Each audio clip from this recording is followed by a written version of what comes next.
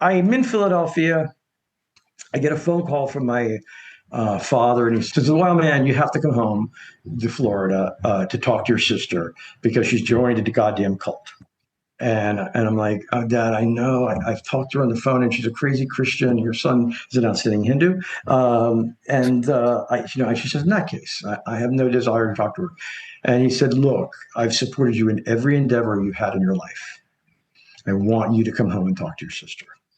She has cut every one of us off. Anyone who brings up anything negative, she's cut off.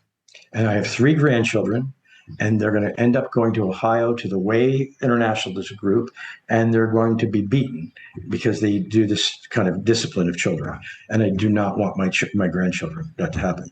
So I'm asking you again, come home and talk to your sister." So I'm like, he said, "So there's some books I've read. Here's a phone number." So I called this woman in Philadelphia, Lois Patton, who had been a member of that. She was part of something called the Cult Awareness Network at that time. And when I flew to Florida, my father had a bunch of books for me to read. He said, "Not thick books, just paperbacks." And he said, "There's some criticisms of the Maharishi team in it. So I've drawn lines through those chapters because we don't agree with that. What I'd like you to do is just read about the way." So, of course, I read what he had said not to read at that perspective. And ultimately, I convinced my sister to come back to Philadelphia to meet with this woman that had been a high-ranking member. So she agreed. She came back to Philadelphia. This woman that I'd only known on the phone came to my door, knocked, and giving her a hug.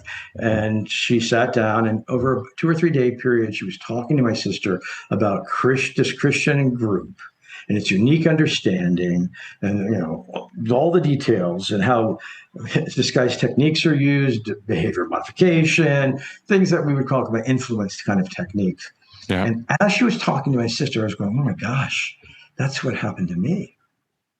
And so as the days went on, because it was focused on Christianity and my sister, not on me, it was I could hear it. If they'd been focused on me, I wouldn't have budged. I was like, I knew this stuff inside and out.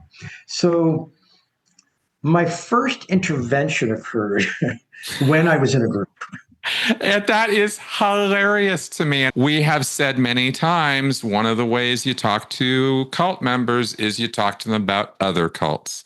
You don't talk to them about theirs because they've got all the defenses up, right? What it did was I allowed myself to ask questions, not to other people, but within myself. Yeah. That's what it gave me permission to do.